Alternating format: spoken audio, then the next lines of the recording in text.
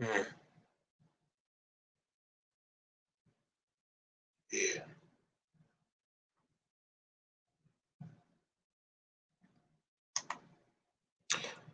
Peace, peace, everybody. Welcome to the show. This is Fasting is Life, and I present to you another great show.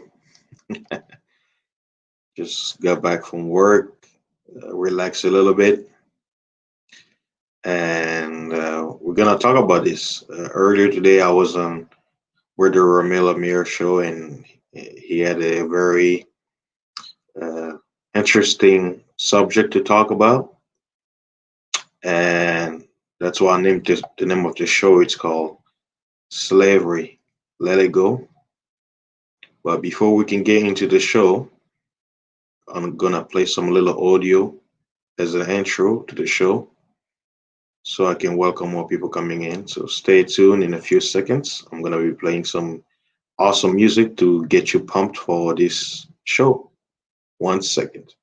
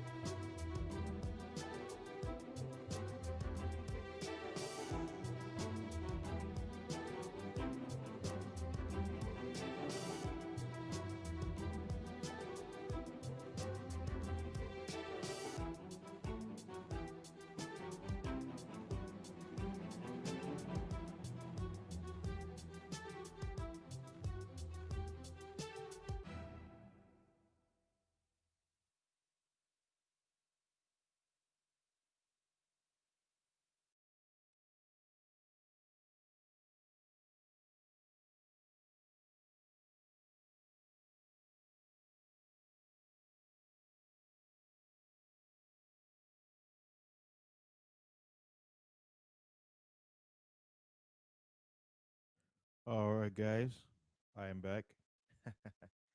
Oh man, I hope you guys enjoy a little bit of that music, a little bit. So, man, I was preparing on what I'm really gonna talk about today. Man, you know, that's why I pushed the time a little bit. Let me shout out to the people in the building. Brother Nibblemint, welcome to the show. Brother Hawk, I see you. Brother on Specialist, I see you. I'm gonna post the link um to the stream. But first, before I can bring people with me, I'll basically gonna go over, a few definition that I have regarding was it the whole slave thing, and then basically once I do that, then I'll bring everybody on the panel so we can, dive in. I'm approaching it in a different way, so it might be different than what we heard earlier. So one second.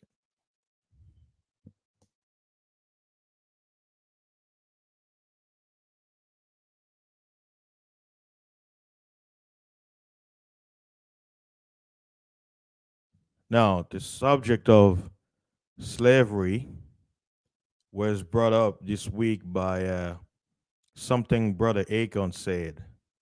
Now, for those of you who don't know Akon, he's like a famous musician, particularly in the genre of was hip hop and R&B. He's originally from Senegal, and he was on an interview with this guy named Vlad TV. And just to point out, this guy Vlad TV, he has made a lot of money thanks to black culture, black American culture. So he's always interviewing, brothers and all that stuff. So basically, the conversation came. I guess, the guy Vlad asked him a question, right? So I'm looking at the article here because I wanted to get the quote right, and then once I get the quote right, I'm gonna dive in on the subject. Check this out. It says Akon says African and African Americans should leave slavery in the past. It says singer Akon is encouraging Black Americans to let go of the past as a way of moving on from the brutal history of slavery. The Senegalese star insists fellow Africans choose not to dwell on the past and the cruelty the ancestors faced as slave traders ripped families apart. We kind of overcome the thought of slavery. We don't even think about it, he said during a new interview with Vlad TV. The only time we think about it, honestly, is when we're doing tours at Gore Island. Outside of that, people have lived and moved on way beyond the slavery concept. And I'll go to another quote. It says, "I think it's the art of just letting the past go and moving forward. Or was it towards the future? I think in the U.S. they have the stigma of just not letting go of the past and blaming the past on every misstep or disappointment. I think as long as you hold on to that past, there's a lot of weight that you carry with you everywhere you go. It's hard to move forward and move fast when you've got a weight on your back. You just gotta let it go." Now, um, let me get this one final quote. He said, "Do you want to stay here in America and continue to be treated this way, or just go back home where you're no longer the minority? You're actually the majority, and you control your destiny, your future, and your land. You just need to go. America did a good job at brainwashing them. The moment you mention Africa, they start shaking. They don't even know why." Now, I wanted to mention that because that was the top, the subject that was at hand. And like I say, for those of you who were on Ramil stream, there was a lot of quote unquote. You had brothers who had legitimate point to point out, but you had some people who just didn't want to let it go. They were coming for what I'll put it, in a political term, they were coming from the liberal democratic standpoint of, hey, you know, this is why I can do this. But when someone will bring up and say, wait a minute, aren't you doing better? Aren't you striving towards having a good life regardless of the situation? And people will be like, oh, uh you know I'm doing individually, but it's collective. So there's it seems that there's two sides of the argument where you have one people says, let's not use the past as a crutch. Let's learn from the past and move towards the future. Like, okay, we know what happened, it's in the back of our head, but how do I live my life forward so I cannot repeat the mistake of the past and actually change or better myself, right? And improve, right? To honor those who paved the way for the past, right? But then you have some people say, well, a minute, the reason why I can succeed today is because of what happened in the past. And somehow, you know, I have to remind myself of the past so that way I know that each time I fall in a hole when I'm trying my best, if any hole that I hit in my progress, I have to look in the past and be like, hey, So you got two sides of the point. I say, brother, in the back chat. Don't worry, brother Hawk. I'll bring you back. I'll bring you in a few minutes. Now, to bring it full circle, right? Even the term slave that people use, right? What I want to do is I want to remove this brainwashing that I think the school system, the media, because it's mostly the media, have pumped into the regular people who watch TV. Because whenever people hear the word slave, it's a triggering word, like the word nigger. It's like a triggering word. So what I want to do is I want to clear things out so the people who are going to be listening to this stream can have an idea that you may be using words or you were brainwashed to use words that you yourself don't even understand and you don't even know the source. And people forget that words have power, right? And you have to understand the meaning of words. Even the scripture says that the power is in the tongue, right? So hold on one second. Let me pull up the article that I have, or actually the dictionary, because I want to show you guys some of the information I dig up. I did it as quickly as possible. This is like a freestyle. A few minutes before I started, I was like, you know what? Let me bring certain things out and kind of like, help you guys see what I see, and maybe once I'll bring more people in the panel, we can talk about the perspective. Now, I'm gonna go here online and look at the definition, the origin, because people love to use the word slavery, right? Slavery, slavery. Now, I'm looking at the dictionary. It says slavery. It's a noun, right? Let me look at the definition. It says the first definition: the state of being a slave, right? So right there it says slavery is the state of being a slave, right?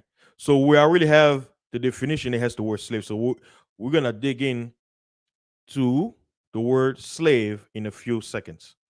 Second definition: the practice or system of owning slaves, a condition compared to that of a slave in respect of exhausting labor or restricted freedom, excessive dependence on or devotion to something. And he gave an example, says slavery to tradition. It could be anything, right? And it's a similar word: bondage, enslavement, servitude, subjugation, right? Now, let me remove slavery out of the way. We're done with you. You're ugly. Get out of here, right? Now, let's go to the definition of the word slave. Now, let's go look at the word slave. It says it's a noun, right? A person who is the legal property of another and is forced to obey them. Second definition: a person who works very hard without proper remuneration or appreciation. Third definition: a person who is excessively dependent upon or controlled by something. Next, a device or part of one directly controlled by another. Another one says an ant captured in its pupal state by an ant of another species, for which it becomes a worker. this you know what I was cracking even insects are slaves. Oh my gosh. It's not just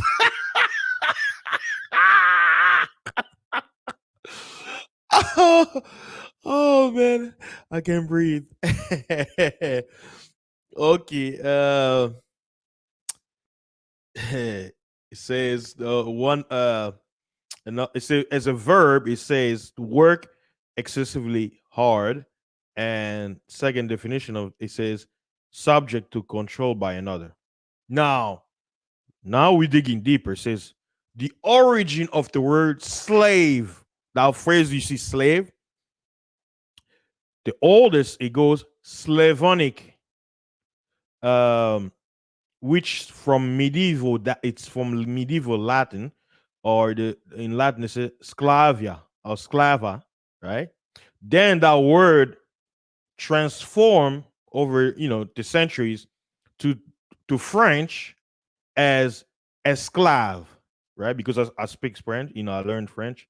Esclave, which is English, it's a Middle English for slave. Now, watch this. It says slave or slave is shortening of the old French esclave, equivalent of medieval Latin sclava, feminine. The word is feminine. It says, and it say break down. The word slava in the Latin means Slavonic captive, and it breaks down. It says the Slavonic peoples had been reduced to a servile state by conquest in the 9th century. Do you guys get it so far? So far. So now that that's what I said. Words have meaning. So based on this old school definition, it's telling you the origin of the word slave that word referred to a group of people, the Slavic people from Europe, who were conquered and taken over and made servants. They're made to serve that whatever empire, that kingdom that went in. They had a war, they fought, they lost the battle. Now they're subject to that new power. They lost their national freedom. They have been taken over. Now they're subject to the new rulership. They're no longer a nation, right?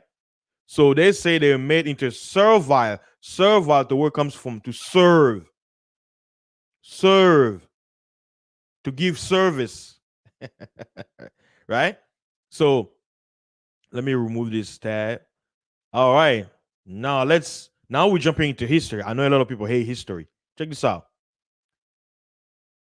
You can look this up. I got Wikipedia with me right now. It says the word slave is derived from the etonym Slav. It arrived in English via the Old French sclave. In medieval Latin, the word was sclavus. And then it says the use of the word arose during the early medieval period when Slavs from Central and Eastern Europe, Sakaliba, were frequently enslaved by who? Wait, you ready for this? Were frequently enslaved. See, it's funny because we talk about the word Slav and then they're using their word to refer to them being conquered, right? Were frequently enslaved by who? The Moors from the Iberian Peninsula and North Africa. Whoa. Hold the brakes. Hold the brakes.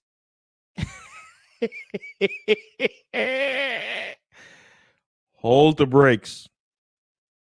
Do you guys see this?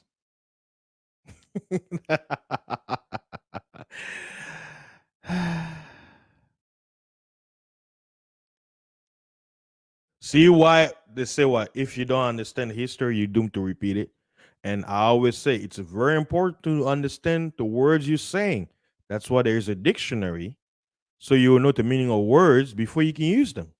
You can just go out there talking to people, throwing words you have no meaning. Like like the joke here in the ministry sector. The most favorite word is what? Feminism, dinocracy, and disingenuous. So it's like I bet you there's some people who use those words, they have no idea what it means. You being disingenuous right now. You be like, huh? What do you mean? Do you even understand the words you're saying? So, guys, wait a minute. Am I seeing what I'm seeing? He says during the early medieval period, Slavs, which are a tribe or a nation of quote unquote Europeans or Caucasians, right? But the Bible refers to them as Edomites. It says they were currently enslaved by Moors from the Iberian Peninsula. And if you click Iberia, it's where we would call Portugal, Spain, and France. That little, if you look at the map of Europe, the whole territory, what makes up Spain and Portugal, yes, that's the area where they say the Moors. And if you Google the Moors, they'll tell you they were Muslim.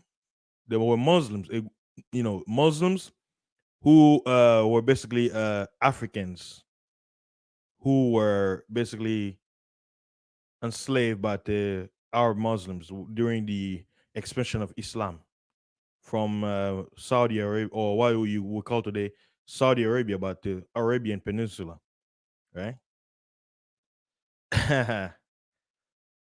So it says there is a dispute among historians about whether such term as unfree laborer or enslaved person rather than slave should be used when describing the victims of slavery. Now, you see how when I say that words start to lose their meanings over time. Why? Because I mean it's human nature. Words get adapt, it changes meaning. We have slangs and all that stuff, but that's why I say it becomes very dangerous. Why? Because the people who are quote unquote the scholars, the people who are in charge of the education of society, they are the ones responsible of changing the meaning of words. I'll use one good example. The word gay until recently meant happy. You can even pick up books that are not even 60 years old, where when they refer to the word as happy, like happiness or jolly, the word gay was in there, right? But when you talk to anybody right now as of 2020 and use the word, you say, man, I was very gay when I got my present. What would be the first definition that will pass through people's mind when they hear you use the word gay in a sentence? What would they think? Come on, chat. What would they think? You see, there you go. But the person who will be using it, he understands the definition, right? But the context of that word in our society right now has changed. Even though in a dictionary, that word doesn't has not changed. It's just that how society has adopted this word now through propaganda and brainwashing, right? They have made it into a dirty word or a derogatory word because that's what happened. Same thing with the word uh, queer, which means strange, right? You, you see what I'm saying? So it is very important to understand the meaning of words. That's why I wanted, to kind of take you guys back into the word Slav before I can, allow all the brothers to come in and chime in on this. So I'm preparing not only my guests but everybody who's gonna be listening in the future. You know, because I know a lot of people are gonna hear this because it's a very sensitive topic. Hold on one second, right? So I'm just going back, and then if we go, let's see, staying on. A lot of people talk about chattel slavery, right? So I looked up chatter. It means that you are the prop like a moving property of a person, society, or whatever, right? That's because when I was breaking down the word, uh, because that's how I was trying to explain to people there are different forms of slavery, right? Because it gives an example here. It says the term slavery or enslavement describe the state and condition of being a slave, which I just described to you. They say, whilst chattel slavery is the system by which the enslaved person is rendered a personal property. And this article, it gives you a background, says that when we talk about the abolishment of slavery, right? They were talking about chattel slavery, meaning Don't look at basically well, society in large when it comes to the Western world, they decided not to look at human beings as property, right? So they cannot sell you left and right as property. But there's always a but. But if you understand the word slave, it will give you a whole new perspective to show you that there are levels of slavery. So whenever you hear the word slave, don't just look at one. Because if you know the understand of the word slave, you should replace it with something else. Servant, which I'm about to go next. And if you look up the word to Slavic people, they'll tell you they mostly occupy what you call Eastern Europe, Russia, Slovenia, and it talks about, it says they're usually composed of people, was it Russians, Ukrainians, Belarusians, Czech, Kashubs, Poles, Slovaks, Sorb. There's a lot of them. Croats, where you get Croatians, Bosnians, Bulgarians, Macedonians. So it's a mixture of people who live in different territories. Now let's look at the word servant. The definition of servant. Watch this: a person who performs duty for others, especially a person employed in a house on domestic duties or as a personal attendant. Second definition: a person employed in the service of a government. Third definition: a devoted and helpful follower or supporter. And I give an example. It says a tireless servant of God, right? And then the origin of this word comes from French, servir, which means to serve. Old French, servant, which means person serving or a serving person. And the English, in the Middle English, they adopted it as servant, which is also, same, it's spelled the same way as in French, servant, just different sound. And so it says what? A servant means someone who's serving, who's attending, whether he's paid, right? Or freely serving somebody. Because when he says a titled servant of God as an example, right? You're supporting something, you give your devotion. That's willingly. You willingly giving your devotion, right? Now, let's look at the word employee. It says a person employed for wages or salary, especially at non-executive level. Right? What do we look at? Servant. What are you doing? You're serving. You're devoting your time to render a service. And you're getting paid for it, right? And like I say, I told you, there are levels when it comes to servitude. You can serve for free when it comes to devoting to God, or give an example. As a parent, do your children pay for you to serve them, to do all the work, to take care of them? That's rendering a service. So can we also say that parents are servants to their children because they're taking care of them? They're giving them service. They're feeding them, right? The children are not paying them. They're doing it for free, right? Unless it's a wicked parent who will say, hey, you're going to pay me back. I spent $250,000 to raise you. When you're an adult, guess what? You better work all that money and give it back to me so it can be fair exchange, right? Do your parents do that? Huh? So right there, let me get this out of the way and let's look at the word employ, because the word employee comes from the verb employ. Let's look at the word employ. First definition: give work to someone and pay them for it. Keep occupied. Make use of.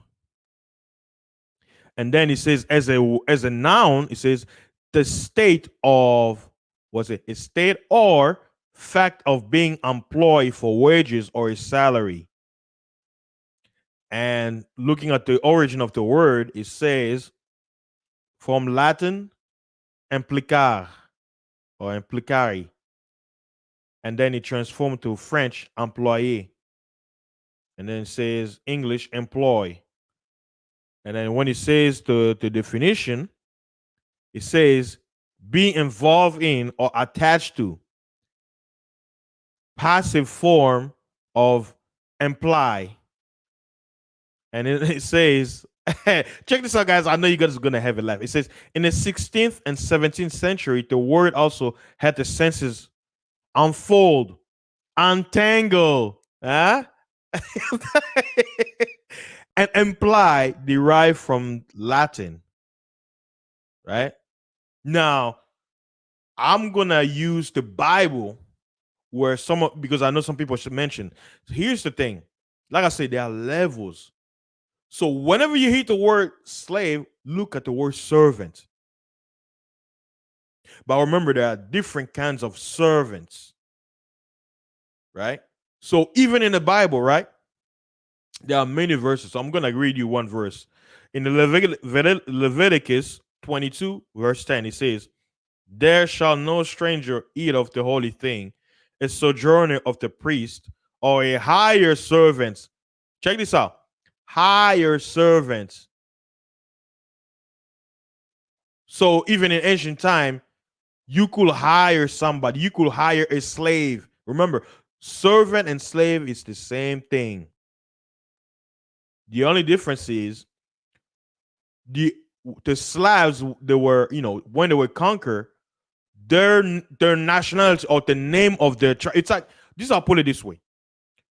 We use it here in America too, right? Check this out. Mexicans. What is the negative? Because I know Mexicans, they're good people. They have pride of their nationality, right? But in America, there are certain people, when you hear the word Mexican, it has become a stereotype. A stereotype of a Mexican is, those guys who are always doing yard work, right? It's that's a disgusting service, right? So whenever you think about yard work, who do you think of? Mexicans. But is it Mexicans only who do yard work? No. You have a lot of background people who do yard. You have who you call African Americans, right? You have Caucasian Americans. You have Puerto Ricans, because they are Americans too, right? You have Georgians, New Yorkers, Californians, Arizonians. You see where I'm going with this? Oklahomans, Texans. You see where I'm going with this? But because most of the people, they see an image or they associate a kind of work with Mexicans, because most of them tend to do that kind of work. Now it's like keyword, your work equals Mexicans, right? So in that time when the Slavs were conquered, the conquering nation with the scholars, they associated the word Slav or slave with those people when it comes to servitude, because those people are serving them. They're under the foot. So in so much that calling them was synonymous to a servant. That's how that name transformed.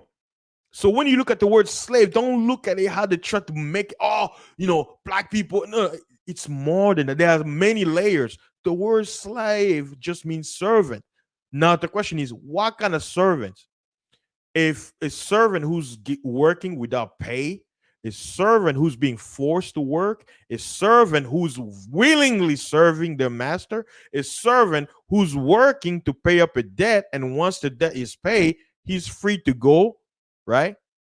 He gets a bill of release, so he's a free man because he pays debt, right?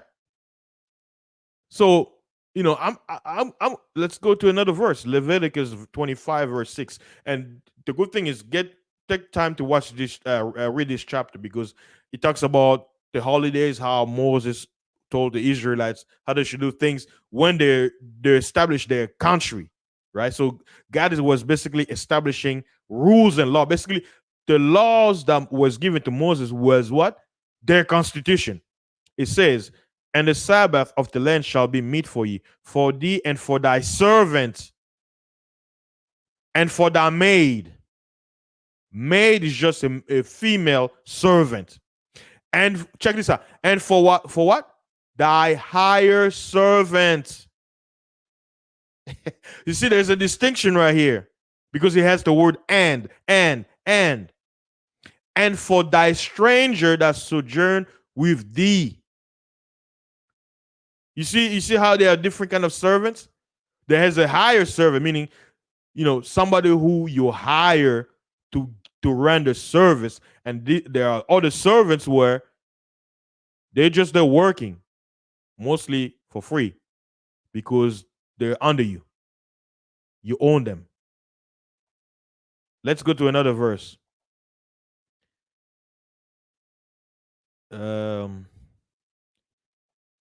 Same chapter 25, and check this out. It says in verse 39, and if thy brother that dwell with me, when he says brother, it's talking about the children of Israel, meaning your fellow tribesmen, your fellow clansmen, your brother, because you share the same ancestor. You're a citizen, right? Because Israel became a nation. It says, if thy brother, if your fellow citizen that dwell with thee be waxed poor and be sold unto thee, thou shalt not compel him to serve as a bond servant, but as a higher servant, and as a sojourner he shall be with thee, and shall serve thee unto the year of Jubilee. And then shall he depart from thee, both he and his children with him, and shall return unto his own family, and unto the possession of his fathers shall he return. For they are my servants, which are brought forth out of the land of Egypt. They shall not be sold as bondmen. Right? So the Most High is even giving a distinction. But watch this. It says also, thou shalt not rule over him with rigor, but thou shalt fear thy God. Both thy bondmen, now it's giving it said thy bondmen and thy bondmaids, which thou shalt have, shall be of the heathen that are round about you. Of them shall ye buy bondmen and bondsmaid. So it's telling you of the culture, right? It says you're not gonna buy your own people, but you can buy a stranger who wants to be sold. Because right here in the Bible is showing you the customs that was happening back then. So when they say, "Oh, we're gonna abolish slavery," it's like it was because of what they've done in a biblical proportion, what they did to quote unquote African people. They were like, "Oh man, we have all these people all over the world. They're revolting. We have even people of our own. They don't like this." So it's kind of like I call it a slick move, right? It's not that it's gone away. There are still places that are still practicing this kind of way, but it morphed into something because they saw the benefit of doing a different level of servitude, right? So the best explain is like this: the Most High understood that culture because the children of Israel, they just came out of Egypt, right? They were servants. They were serving for almost. They were under. They lived in Egypt since Joseph time, 210 or 215 years. The 400 years they tell you it's lie. The children of Israel, they never served 400 years in Egypt. That's a fake news that came from Jesuits. But it's talking about when the Most High said, when you're gonna be in your land, you can't buy your brother and treat him like property. No, because the 12 tribes, you belong to me. You are my property. You can buy my property because you belong to me, right? But he says what? But the people around you, the strangers, right? The foreigners, the immigrants around you, you can buy them. Why? Because remember, the other nations or the people around them, people were commodity, people were cattle, people were what? Human resources. So he's like, hey, You're not gonna do it to your own, but guess what? If those people want to sell their people to serve you, guess what? Hey, that's their rule, right? They're not your people anyway. So, but guess what? Everything with the Most High, there's always rule, right? Watch this. Let me read more.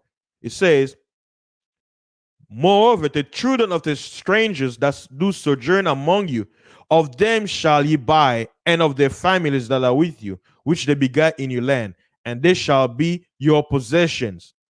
And ye shall take them as an inheritance for your children after you, to inherit them for a possession. They shall be your bondmen forever.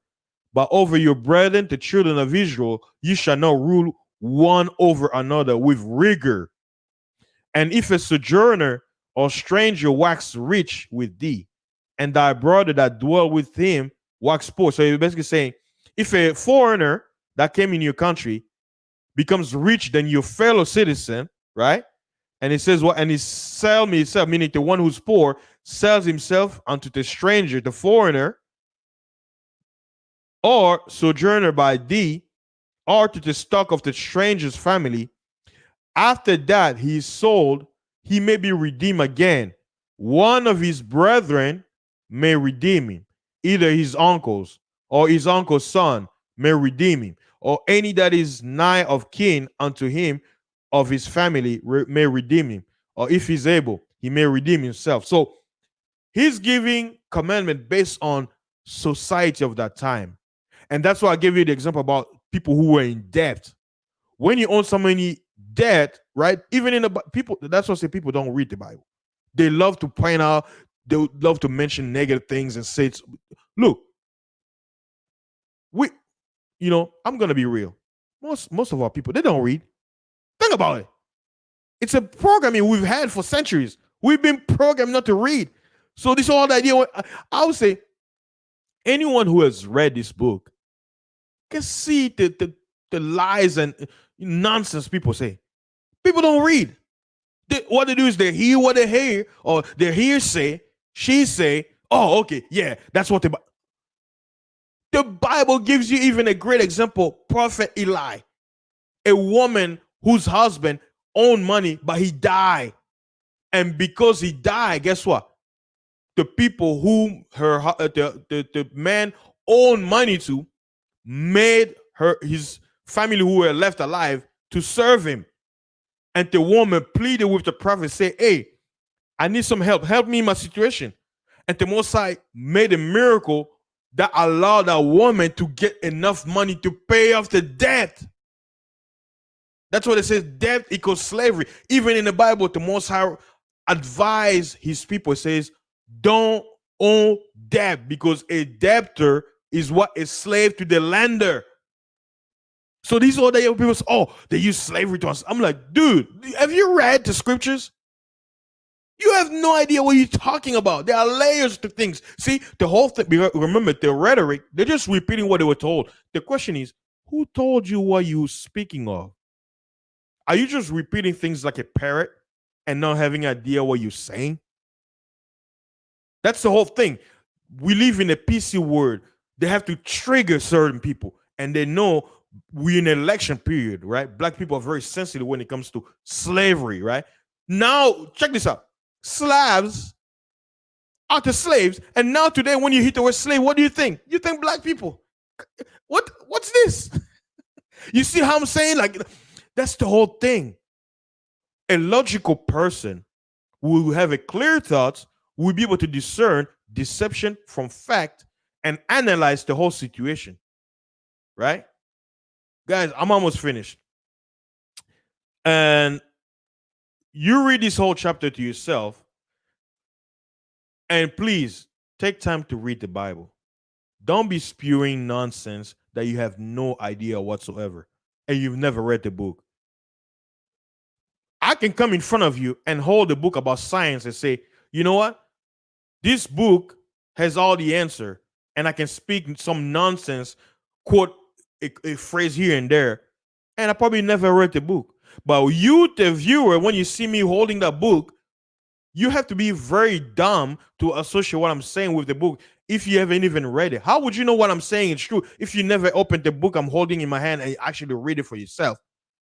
when you are told, talking about the background of history, that if you read, you guess what, you could be punished either with a, a lash or death. So what do you do? You're what persuaded to believe what I'm speaking is contained in a book when it's not. That's what happened. Because it, and watch this. History tells us, not Turner, right? How was he able to read the Bible and see what the Bible says while they were teaching them the opposite? He had eyes, right? He could read, right? Was he dumb or was he smart? So did he believe, like, once he read the book, he understood that they're playing mind games. They claim they're reading this book, but they're not teaching you what's written in this book. They're giving you one perspective. It's all about perspective. You can just be stuck on one thing that the quote unquote liberal Democrats, the political party, and their agents have got you stuck on. Those who know facts, they don't let this kind of feeling get in their minds. That's the whole point that I'm trying to clear this up, because once you what's it say? Once you know the truth, you can be triggered because you know. And if you know the truth, you can be triggered because when you hear the truth, you'll be like, okay, I know that. But the thing is, when you believe in lies and you show the truth, it's triggering. Why? Because it goes against your programming, right? And I think that's enough. So, guys, like I said earlier, I told you the definition of um slave, and hopefully moving forward, you won't fall for the deception that's out there. So, I'm opening the panel, brother Hulk. I know you've been waiting for a while, man. Like, I thought it was gonna be short, but man, there was so much information. Like, there's some even I don't even want to read because there's so much. And the reason why I have to do all this, why? Because people don't read, man. People don't read. People don't read. That's the whole point. Go ahead, brother Hulk. Yeah, man. What's up? Oh, I'm doing good, man. I'm pumped, man. I just got off work. I was like, man, I had to get in, man. I had to get in. I know some No, people don't like it, but we gotta speak on this because it's ridiculous, man. Like, yeah, what you did was good, man. I mean, you said everything that needs to be said. I mean, you established a good foundation to because a lot of people get caught up on words. When people hear slave, they immediately think, shackles and getting beaten and all that. But biblically, a servant, like you said, and you eloquently said it, a servant is basically what we called an employee-employer relationship. We're all in bondage. And matter of fact, if you pay taxes, you are a servant of the government. So it's, people are being emotional and irrational about the world we all live in. And for people who attack the Bible, coming from an atheistic, secular worldview, it astounds me that they even care about morality because morality doesn't exist where value isn't established on a higher level. For example, why is slavery wrong in the atheistic worldview? None of them can tell you. If it's all competition, survival, if it's all, do what you got to do, then whoever does it better wins in the atheistic secular worldview. It's only the biblical worldview that actually gives all life value, not just the life, sacred to us as selfish individuals, but all life. And see, they don't have an answer for that because they don't want to be honest to say that the entire world is built on the evils of human nature. This is what the world is established by. This is why the Bible gives you an escape from the oppressive flesh that holds us all captive. We can all be selfish and only think about ourselves, but we don't like it when it's done to us.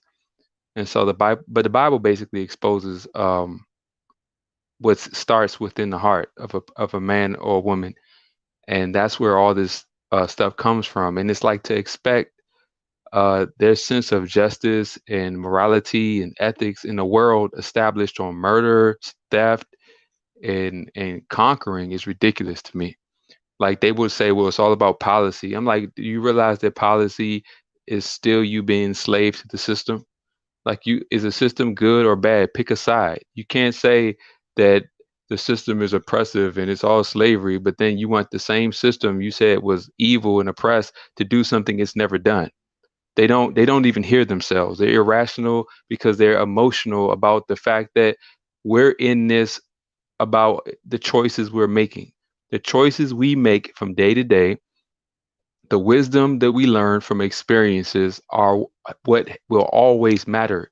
You cannot force nobody to care about you. That's your responsibility. No policy will protect people from doing what they want to do. Some people don't care about dying as long as they take you with them. Like, it's funny, this system is nothing but lip service, and it's proven to be nothing but lip service. But yet, people still want to rely on a policy where technically, under the United States government, we have civil rights, but yet we're still complaining about civil rights.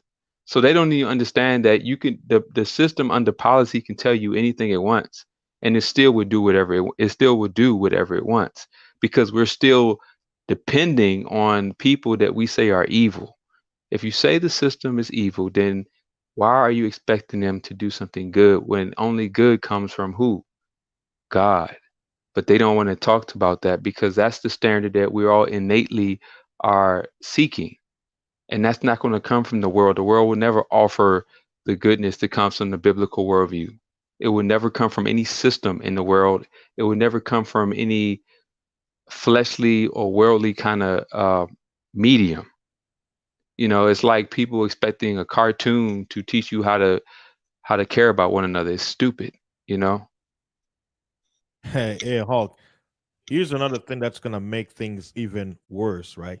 I mean, sometimes you gotta trigger people. For us who believe the Bible, right? And this also goes out to some of the people, the black people who are, coming up with the knowledge of knowing that they're Israelites, right? Right. You know, one kind of ways, right? A lot of people, I sometimes it's like you have to wait till the fire calms down so you can speak, right? When one kind of was said slavery was a choice. You know how some people say, "Oh my God, how can you say this?" Right? Watch this. Deuteronomy 28. The Most High says, "I give you blessings and cursing. Choose. If you choose to serve me this day, you will be in position of power and rulership. You rule over everybody, right? Because I chose you." But watch this. He says, "But if you choose to what? Break my commandments, follow the other nations and their customs, start doing their practices, and forget my law, guess what? I'll give you into their hands." Why? Because you made a choice. It says, doing the reverse, if you don't want to be my servant, right? Because I just read it a verse. It says, "What? You belong to me. You're my servant," right? But you say, "Nah, God, we don't want to serve you. We want to serve the gods of the other people around us. That you told us that if we follow you, we're gonna rule over them." God said, "Okay, because you make a choice, Right. guess what? I'm gonna allow them to do as they please." And guess what? Because they have the law where they can, guess what? They can treat you like a dog. Because I'm telling you, if you belong to me, you will treat each other better. But no, you don't want that. You want to be treated like a dog with the Canaanites over there. Oh, okay. You want to be treated like a dog like the Ethiopians over there, right? Oh, Mhm. you want to be treated like a dog by the Arabs over there, right? Oh, you want to be treated like a dog by the Persians over there. Okay, go right ahead. And Temosa says, "What? I know you're gonna be coming back to me. You know what I do? Yeah. I'll hear you." So when kind of was said slavery was a choice, if you're a Bible believers, guess what the Bible said? The children of Israel, they're scattered all over the earth today, and they are subject to everybody because they chose to go their own way against God. And then now Yeah. today they have the same audacity to say that the Bible, God doesn't exist. The same God who your ancestors did the same thing, and you still underfoot by your quote unquote enemies. You can Well, never rise. here's the thing. In their worldview, if God doesn't exist, then nobody cares about anybody's problems and life is meaningless. So if God doesn't exist, then all your suffering is meaningless, and who cares about what you go through? Because it's all meaningless anyway. See, they don't want to look at this in the macro. In the macro of being atheistic, having this even this having this conversation is ridiculous. You don't see grains of sand talking to each other about which one did something wrong. They don't want to look at their life and meaning and value comes from the origin of our creator. If your creator is nothing, then you are nothing. But they don't ever want to talk about that. And this whole thing about they want to bring up the Christian church building system, which has never been biblical. Even the Bible condemns it. Even when Christ walked the earth, what did he do? He went to the religious Pharisees and scribes of his day, and he called out their hypocrisy, and they did not serve the Father in spirit and truth. And he went and spent his time dismantling what the religious people of his day had done. Even in the Old Testament, what was it? It was always a remnant of the people who followed God. The rest of the people followed idols. What is an idol? It's something that is not God, but you worship as God. And that's what we have in these church systems today. When you go to a church system, they are worshiping the world and the materialism of the world in the name of God, which is blasphemy. The Bible calls it out.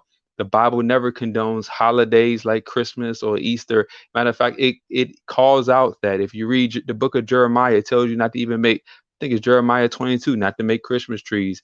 The Easter holiday about Easter, Queen of Heaven, and all Jeremiah this for 10. yeah, Jeremiah Jeremiah. 10 and Easter and Nimrod and Semiramis and all those things that have something to do with the Easter tradition. Tradition, the Bible talks about man's tradition. People don't want to read because at the end of the day, this comes down to people not wanting to be accountable for the lives that they live, and they want to suppress the truth for the love and pleasure of their own unrighteousness. People don't want to be told that what they want to do is wrong. They want to be God, and you can't serve two masters. So most of the time, the conflict of interest that people have about serving a God with a standard is that it interferes with their personal agenda. And that's what this is about. People want to set and live their lives whatever they want, and then they hate the consequences. And when I always say that people they love evil, but they hate the consequences of the evil they love. And see, when the consequence of the evil they love comes about, they need to blame somebody, so they blame the God that they claim they don't believe in. Well, if you don't believe in him, then why are you so mad? But their anger is there are no atheists. If you notice that the Bible doesn't say it's against his commandment not to believe in him, because everyone serves a God. The question is, are you serving the true and living God? But everybody's serving a God. Whatever you worship, whatever you live your life for, whatever you dedicate your purpose to, if it takes up all of your life, is what you're serving, is what you're in slavery to. See, we're enslaved. We're always enslaved to something. And the question is, when people are enslaved to the world, they don't like the consequences of the manipulation and exploitation that comes from putting all your strength into the hands of men who are guided by evil desires and ambitions. See, slavery is a construct of a man's evil heart. That's the construct. God, there is freedom because he changes that heart and that mind according to his law, where you actually start to value people according to how you want to be treated, and you understand that his law and his ways are right. But people don't want to do that because everybody lives a biblical worldview, even if you reject it. You live it. Why? Because you still have an expectation of how you want to be treated based on what happens to you. You still don't want anyone to lie or murder or kill you based on what? Based on you attributing value to your own life. But see, all of these things have to have a higher standard to even be valuable. You can't sit there and say that something is wrong, but just say everything is preferential and opinion. If it's opinion about slavery, then it's not wrong. It just doesn't benefit you. And people say, well, it's all about money. It's all about competitive. Money is the solution to all problems. Well, someone found a better way to make money, and it happens to be an enslavement of you. So if there's no God, then that's not wrong. It's just somebody beats you of finding a better way to survive and thrive and gain wealth. So again, the biblical worldview has always been the worldview that we all live in. It's the worldview that validates our complaints and the expectations we put on one another of how we want to be treated. No other doctrine does this. No other doctrine will expose the evils that we all have in common and gives us a way out to escape our own just condemnation for the life that we live. No one lives a perfect life, but everybody expects to go to a perfect place when it's all over just because of how they feel. But life doesn't work like that. Even in this world, what happens when somebody does a crime? They pay a punishment. And if you don't pay a punishment in this life, believe me, you will pay in the next life. But people don't want to think about death, even though death could be today. It's foolish for people to sit there and act like they believe in nothing when if they were on their deathbed today, they'll be begging for life. It just doesn't make any sense. And and for the most part, you can hear the animosity and anger. Do you notice on the stream that we had today on Ramil's channel? You notice we didn't bring up the Bible, right? We were Yeah, just telling yeah, we were yeah. just telling people to be accountable and responsible for their own life because no one will care about you better than you. Hmm. You cannot force people who you claim hate you to do right by you. That's not going to work. Yeah. Look, it's like okay. People talk about reparations, right? That's what I say. Someone who stole everything from you, and you're going over there begging him. Who has power? Can you make the guy who has everything? He got the weapon and everything. Who took your stuff from force? You have no means to fight him back. He has all the guns, and then you go to him and be like, "You need to pay it right now, right?" Like the audacity, and he's That holding, practical. he's holding the Uzi. You say, "Yeah, just touch me. Come on. I'm waiting." Yeah, you took my wallet and everything. Give it back. Give it back. And you have nothing in your hands, no strategy whatsoever to get it back. And Yeah. then you look at everybody around you, and be like, "Hey, bro, look, he took my wallet. He needs to give it back." Well, these guys say he's not gonna give it back. So what are you gonna do? Keep asking? You But know see, what's crazy? like this, they call you what? They call you a coon. Yeah. You know what's crazy, right? Our protection against the oppressive world has always been the Bible. Oh, somebody got to turn the mic off. Yeah, the our protection against this world has always been our you got to turn it Brandon, off in please, the bro, back. you gotta mute up. You gotta like a background. Yeah. Yeah.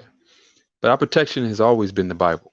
Because what does the Bible do? It exposes the evil within you that an evil world will use to exploit, control, and manipulate you. It's just like if you have greed in your heart, then you're going to attract a woman who has greed in her heart that's seeking to exploit you. But if you expose and rebuke the greed in your heart, then you won't be able to be manipulated by anyone who has ill will against you to use that greed. But people don't want to do that. They let their own wicked heart drive them right into the evil that's going to cause them problems. And then what do? They blame the problem instead of the evil in their heart that made them susceptible to be exploited by that problem. See, the most logical and practical solutions is that you have to be responsible for the choices you make. This has been a long-standing concept in the Bible from the very beginning. If you go back to the Adam and Eve, no matter how you see that story, look at the concepts of the story. God told Adam and Eve what they should do and what they should not do. What was the consequence of disobeying God? You shall surely die. They made a choice and it cost them eternity. It cost them ever eternal life. So they had to die and they had to leave the perfection to which God had created them based on the choices that God gave them and the awareness that they knew what the right choice was and they ignored it. And see, this is exactly what happens from the very beginning, what happens today. People have their own agenda. They want to determine right and wrong for themselves. And then the problems and consequences arise from bad decision making. And we want to blame everybody but ourselves when this world is created based on people having free will to do whatever they want to do and not have a universal understanding that we only have one God to serve. And under his law, everyone is living in a just and moral society where we can think and care and love one another.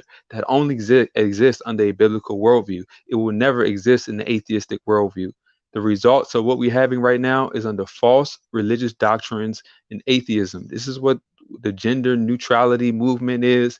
All of this is unbiblical nonsense that people put their trust in these doctrines and traditions of men, these constructs of that men who hate God and reject God create that's causing all the issues in the world. You will not find any Bible verse that justifies a man becoming greedy and doing everything for his lust for wealth to do this.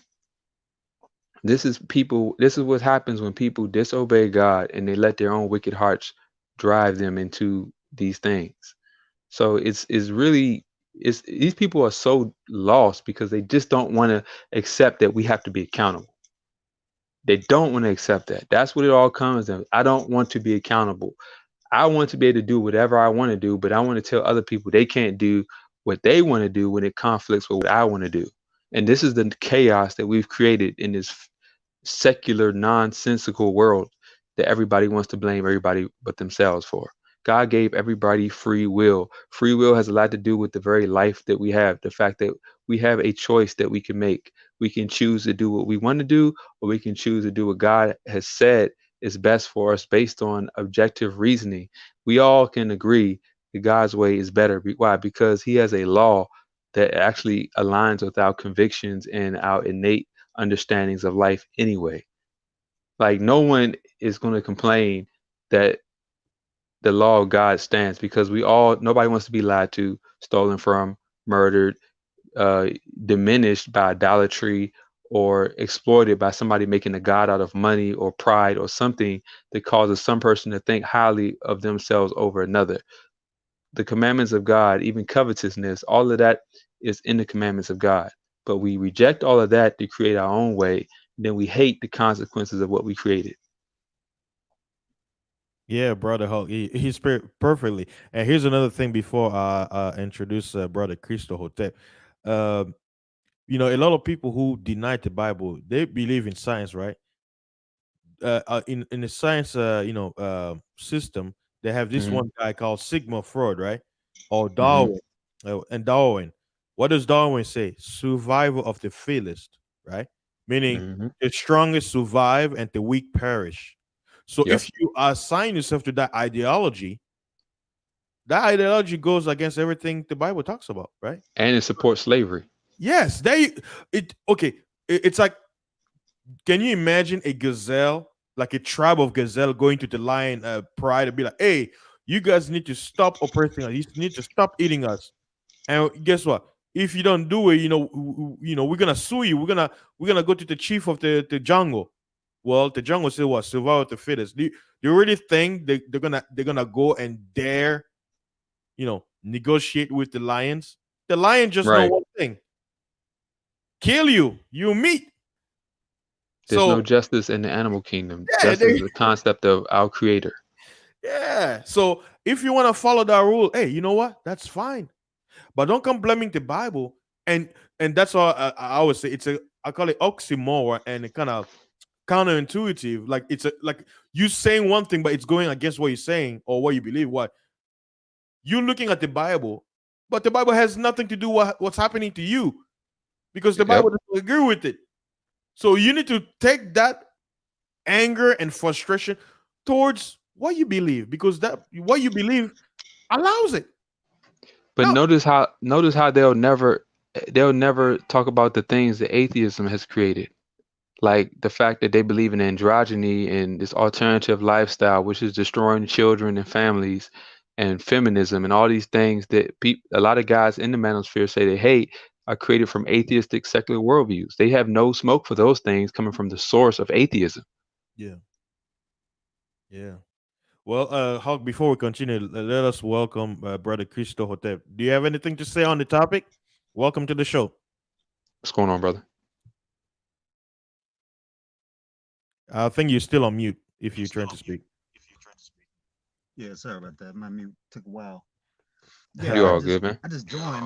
I just joined, but yeah, the short period of what you were saying, yeah, nobody really brings up atheism and what they created in the secular world, and people just openly embrace these things like it's a normal, like it should be a normal path to take. But yeah, we all need laws and constructs to be able to Hmm. walk in a way that promotes family at the very least. If you do nothing else, at least promote family, you know.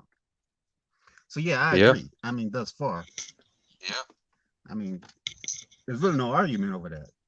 But at the same time, living in a construct that promotes those things, the environment that promotes those Yeah. things, it Hey, brother, you I think don't your volume is grow. kind of low. Some people suggesting maybe get closer to the mic. I think we're still hearing like a Oh, feedback. okay, I don't maybe know. I need Are to you change speaking my through a earbud. headphone or are you on speaker? Yeah, I'm on speaker. Oh, yeah, that's probably why. Because okay, yeah, because we Is whenever it I better speak, now? I hear myself back. Or do you have like a? Are you listening from like a? Because we're hearing ourselves. Yeah, it's like an echo. Echo. Is Yeah. it? Do you Okay, have it playing yeah, I know. through YouTube? And Okay.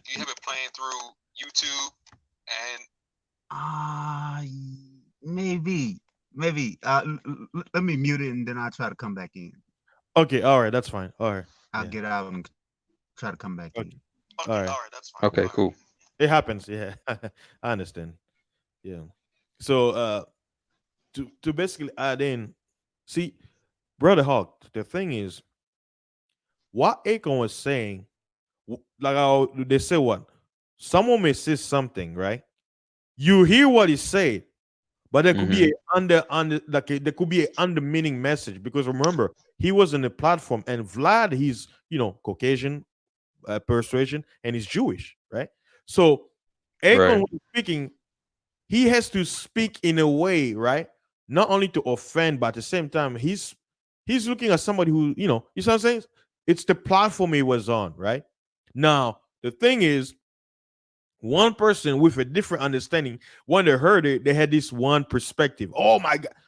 But what me, someone who's learned, who knows history and understand certain things, when he said, I understood it from the mind front of this. And we just talked about it, how that guy got angry out of nowhere, pulling the Bible. I was like, wait a minute. He's saying, stop using the past as an excuse for not moving forward. That's why I gave an example. I'll give an example, right? I'm looking for a job, right? I'm hustling, going and applying, doing the system, but nobody's hiring me. And I turn around and say, uh, nobody wants to hire me because I'm black. Well, that could be true. Also, it could be false. How do you know? You don't know, right? You don't know. It's a process, right? So it's the same thing. It's like, you know, you can't like, yes, we know the history of it, but it's like, why every time, or you can't be using that as an excuse as every time things don't work your way, like how you were saying earlier. Every time you fall in a hole, oh, the past, the past. Hmm. That's what Akon was saying. See, don't be always use the past. But it's like, you notice you never use the past to show your progress, right? You always use the past when you fall short. Nobody, Right. when they're making the money, they don't use it to say, oh, you know what? If it wasn't for slavery, I would be banking money right now. No, you don't hear that. You don't hear that. You don't hear someone say, oh man, I made $1 million. You know what? I thank God that my ancestors came to slavery, because if they didn't come here in America as slaves, I would have never had this $1 million. You never, nobody in the mainstream, nobody that I know who's successful use that. No, but you know when they use an excuse?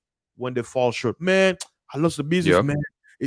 Racism, man. I couldn't make that deal because I'm black. I'm like, wait, what? How do you know? Is it an assumption? Is it a fact? Right? Yeah. Or if someone says certain keywords, you'll be like, man, that kind of sound racist. I'm like, okay, Hulk, I'll give you an example. Watch this. Let's say young teenagers, right? They're supposed to be a little bit mature, right? But they're Hmm. acting like kids. They're in the house, they're running around, turning tables, right? And throwing stuff like kids, like breaking glasses. And then somebody says, yo, y'all need to stop acting like monkeys. Now, when you say that, right, as a black Right. person, is that racist? No. But watch Uh, this. If it was a white person, say, man, y'all kids need to stop acting like monkeys. it's What racist. will Yeah. happen? But They did were he assumed call as them racist. monkeys because they're black? No, because they were acting. Because monkeys, when they go wild, they just throw stuff, right? So he's referring to that. So that's why I say, you know how it gets kind of sensitive whenever it crosses the line. Like you I'll look at, take it one step further. If you're an atheist and you believe in evolution, why is that wrong? Hawk. You know what? That was a Hiroshima Nagasaki. I'm just Wow. saying, like, You know, if you it's say like, that if you believe you evolved from a monkey, like I said, I went through, and I know people want to look at anthropology and these fossils, and I have the proof that all those fossils are fake. The Nebraska man was just a pig's tooth, and that Australopithecus that they said was the Lucy, the first hominid in Africa, was just an ape. And that's proof that it was a lie, and they continue to publish it in scientific journals. Why do they continue? Because it's an agenda. If you're a monkey, then the world can control you on a monkey level. And see, this is what people don't understand. If you believe in evolution, somebody saying you're acting like a monkey shouldn't be an insult. there you go. Yeah, because guess what? According to evolution, your ancestors were monkeys. So you know what? Maybe your inner monkeys were coming out when you were acting like monkeys. Throwing stuff around, no care, trashing everything. When you're supposed to be quote unquote adults, you should know better, but you're acting like your ancestors. So Exactly. like you said, under atheistic, is that wrong? Someone calling you monkey for acting like a monkey because you are a monkey because you came from monkeys, so you're a Hey, monkey. and you know what else is crazy? Guess who told them that they came from monkeys? The same white man they say is the oppressor. Again, they don't want to follow their own logic. Nah, hey, brother, like I say, it's like you know what? That's why I'm kind of happy that you're here on the panel because it's like that's why even the scripture says each man has his own gift, right? You know how the scripture says to one man the gift of prophecy, to one man the gift of healing, right? All the Yeah, same spirit. yeah, Yeah, meaning based on your gift that's already built in you, the spirit is gonna operate in a certain way. That's why it's always good to have different perspective because we may see the same thing, but how you understand how you can express yourself may benefit one group, and how I do it and the other brother does it is gonna be different, but all leading to the same goal. That's why I'm kind of happy that you're here because some of the things you're saying to me in my mind when I hear, I'm like, okay, it makes sense. But some people it may fly over their head. Why? Because it's like a new perspective they couldn't even imagine that. But when you sit down, you think about it, you be like, hey, wait a minute. It's actually right. And speaking about brother Hall, here's another problem that our people have. Like this is people in general, but when I say our people, sometimes as men, right, we say we're men. Sometimes it's best to be quiet, listen, right, hmm and then sit and think about what you just heard and come up with a backup. You can just be coming out there, oh, okay, I'm gonna pull this to get somebody to trigger, right? And then when right, someone rebuke and you try to keep pressing that pressure, why? Because you're trying to get something out of it. Yeah, at the same time, it's like someone kick you in the nuts and it says, I didn't kick you in the nuts. And you say, but you did. And then they kick you again and they say, I didn't kick you in the nuts. That's what happens sometimes. right. I was still hearing a feedback. Yeah, I just heard that this week from Neely Fuller. That was Yeah, Neely man. Fuller's concept too. Yeah, I think it's because you got your phone on the speaker. The YouTube. Oh, okay. Are you because I know that this has happened. Are you on StreamYard and listening to the YouTube feed replay? No, I just went back and cut out the YouTube. Hold on, I'm gonna go to my camera and mic settings real quick. Okay, yeah. Double check 'Cause because what I usually do is like if you're on StreamYard, right? Just make sure you don't have another like a tab open or something. But if Right, let's say some people maybe like me, I have my StreamYard playing, but I have it on silent so I can see because I know some of the comments don't show on StreamYard on time, but I can right. look and I can basically search on my phone. So, but if I'm playing it, like if I raise the volume right now, you're gonna hear the feedback. You're here. You see.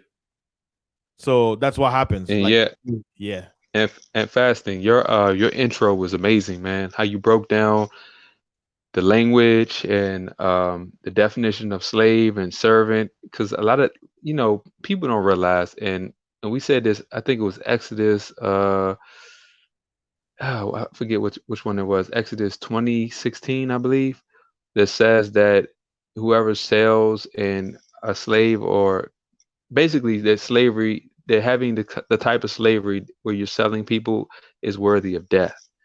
And the Yeah, word yeah. servant is basic. Yeah, the word servant is basically the society to which we live in. And when you have the government that makes you pay taxes and all these things, and you have an employer that is your master, and you are the servant in that situation. Let's not get caught on language. Back then, they didn't use euphemistic language to soften up the hard facts about what things are. No Back political correctness. Exactly. Back then, it was clear that your boss was your master and you were his servant. Why? Because he determines whether you eat or whether you survive or die. It was a hard fact of life, and actually led to more respect and hard work, because because they understood the reality of life, they use more wisdom and personal responsibility to create the best circumstances and environment for themselves. But no, now we want to act like you don't have a boss, even when you have a boss. And when somebody says that's your master, I don't have no master. But when your master tells you you can't work here no more, you're crying racism.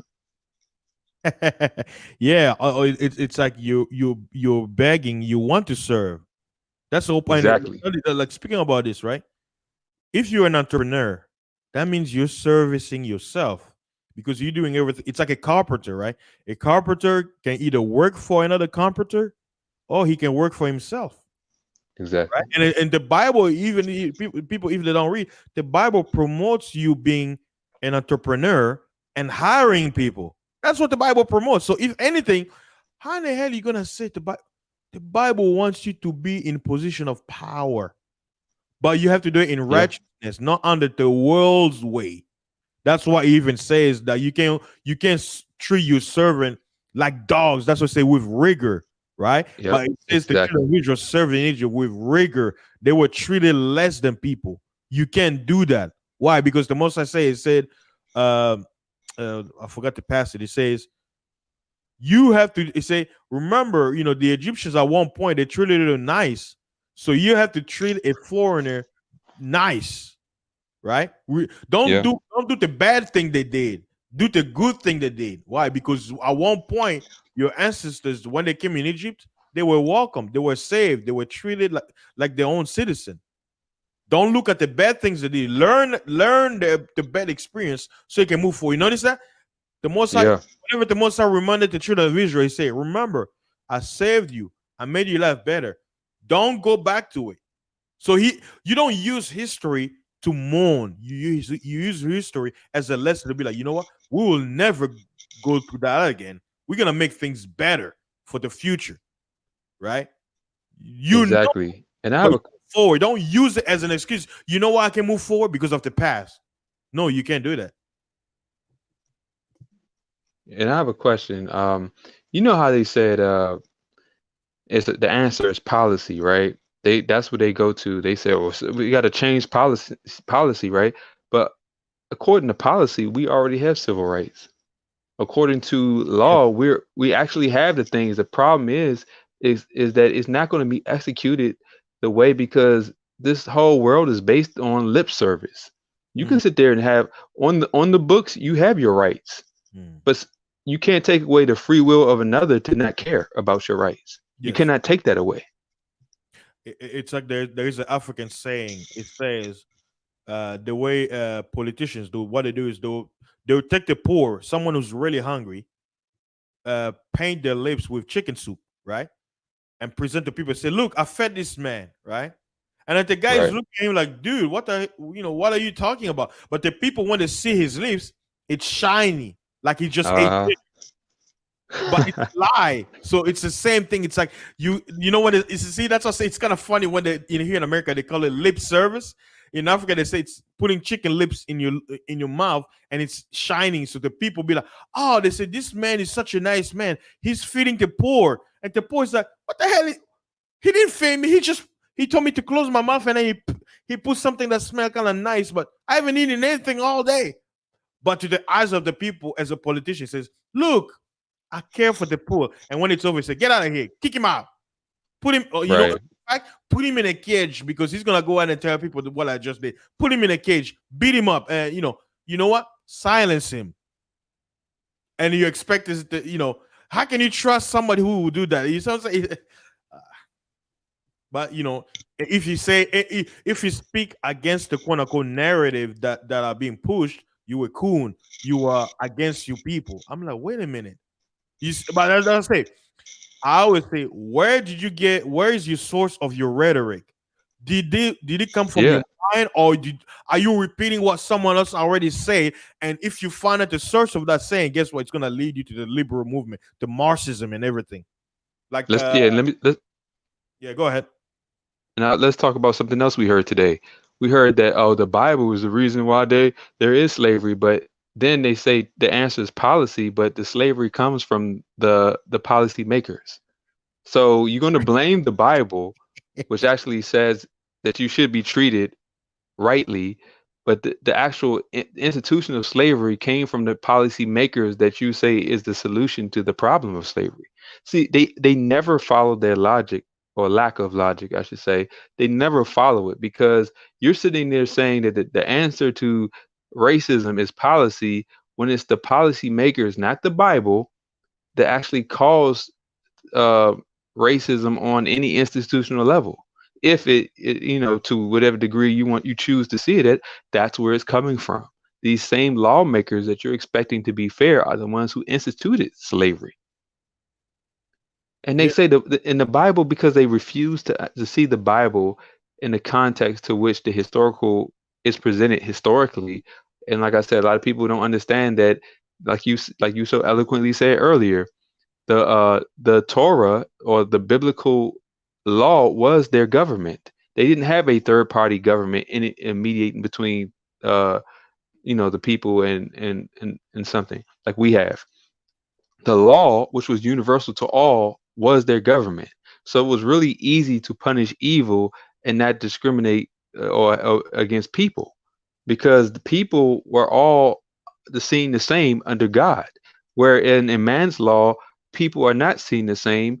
People are seen as, I guess, their status, or they're beneficial to whatever agenda is going on in man's system. So the Bible is the only way we actually have justice to expose wickedness. But in man's law, you can call yourself a philanthropist and you can be the greediest tycoon ever. That's the system that these people are begging for justice from. and there's even a passage in the Bible. See, that's what I tell people don't read. There's a passage where the Most High say his people, they love servitude. They don't want freedom. They're like, no. Remember, why did the children of Israel get stuck circling? They were closer to the promised land, a few miles. Why did they keep staying in circles? What was Right. the complaint? You know what? We were better off in Egypt. If we had it better, it was better. Let's go back to the past. It's worse now. Wait a minute. You are about to gain your own country and your own land that belongs to you. And because, things are not quote unquote as easy as it was when you were serving Egypt, you know what it was? And that's what did the Moses say? Says, because these people have no faith, they will not see the promised land. They're not going to enjoy it. Their children will, because they didn't believe in the promise. They can Right. see it, but they couldn't cross it. Why? Too much complaining. Oh man, things were better. That, you know what? It gives me more conviction to the Bible. Why? Because when I read the story of the Bible, I'm like, there's only one people that feed these people. The most I say what? He say, I could pick any people in the earth to be my people. He said, no, I chose these people. They're the most stubborn people ever. I give them everything. Okay, watch this. I'll use an analogy. Your father, right? He's rich. He has everything. He holds a banquet. You got all the delicious meal ever that you can love, right? You are his Right. son. You're the prince, right? When it's dinner time, you say, Dad, you know what? I don't want to eat your food. The prince go outside, sees a cookie that was on the ground for 3 days with ants flying over and stuff like that, picks it up and eat it. Say, you know what? This is the most delicious food I've ever had. Leaving the table full of delicious meal, clean food. No, he wanted to go outside where the beggars are on the street and eat the trash that's on the ground and felt satisfied. He got more satisfaction eating that leftover cookie from 3 days that fell on the ground, the ants are flying over. To him, that was more satisfying. Now tell me if it's not stupidity, right? No, That's that's what the exactly. Philippines have been doing all these years, centuries, thousands. And let me expound on what you said about what Jesus said when he said, "Do not give what is holy into the dogs, or cast your pearls before the swine, lest they turn against you and rend you to pieces." And I tell people, Jesus used the words, he used dogs and swine because they prefer garbage. Dogs like trash and pigs like slop. They prefer it. You can put a gourmet meal in front of a dog or a pig and you have a stinky pile of trash. They will always go for the trash because that's what they prefer. And so a lot of times when we give what is holy to people who prefer trash, that's, like I said, like you just eloquently said, people prefer trash. And you don't want to see that the biblical worldview offers you not only infinite value to your life, but an eternal destination that justifies your life. No, we want to reject that. And you want to go for the trash and the garbage that man offers, which is to exploit you for what? Trinkets and things that won't matter when you're dead, to waste your entire life and damn your eternity just for a feeling. But this is the garbage and trash that people prefer. And sadly, a lot of people are going to realize this on their deathbed. They're not going to realize it where they had all the time in the world to objectively view nature, to see that its intelligent design speaks of a creator, to see that all the things that we want, morality, justice, the consciousness that we apply to life, all that didn't evolve from a rock. But people want to believe that their so-called pseudoscience, which gives them no origin or no destination, that doesn't tell them where life came from, all these important things, but yet they want to build on a foundation of nothing to use a whole bunch of theoretical nonsense that they can't apply into their everyday life to deal with two things: the fact that you're going to die one day, and the fact that there's the issue of evil in this world. Those are the two things that bother us the most. And God, the biblical God, the Most High, has a solution for both evil and for death. And people reject that. Yeah, man. Another thing I was thinking, something you were saying, it clicked in my mind. I don't know if it's still in my mind. Let's see, you mentioned about um because we're still talking about servitude. Maybe come back to me, but what I was thinking is we're in election year, right? And this topic of Hmm. slavery and everything, it's a strategy. Oh, okay, came back to me now. Okay. You talked about, speaking about the slavery and everything, right? Check Hmm. this out. The whole world is under what? The pandemic of coronavirus, COVID-19, right? Right. And what has happened? They make all governments, they've imposed on people to do what? Wear a mask. Now watch this.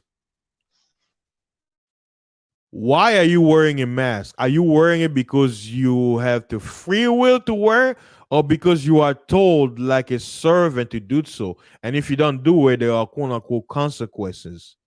Are Wow, you really you're a servant. free? No. It's like, wait a minute. The same person is gonna scream about white supremacy and all this. Guess what? When he has to go to work and that work says you have to wear a mask, what they're gonna do? Gonna They wear a mask. and only watch this. The same quote unquote white supremacy told you an invisible virus is out there to get you, and you believe them, and then you turn around and say they're oppressing me. They don't want me to get, slavery and everything. That's why I'm in a. And I was, isn't this oxymoron? Like, Yeah, because they're depending on their corrupt policies to enact freedom that they're taking away.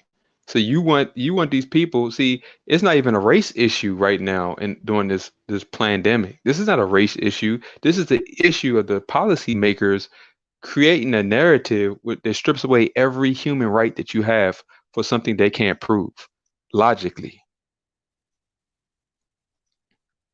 and it's that's why I'm kind of glad that certain topic that we can touch on. I have to thank brother Ramil Amir. So one reason I appreciate brother Ramil, he's like, I'll say he's more radical. He touches on things that a lot of people don't want to touch, and I know why he does it, because he's black. He understands black people. He knows this is a very emotional thing.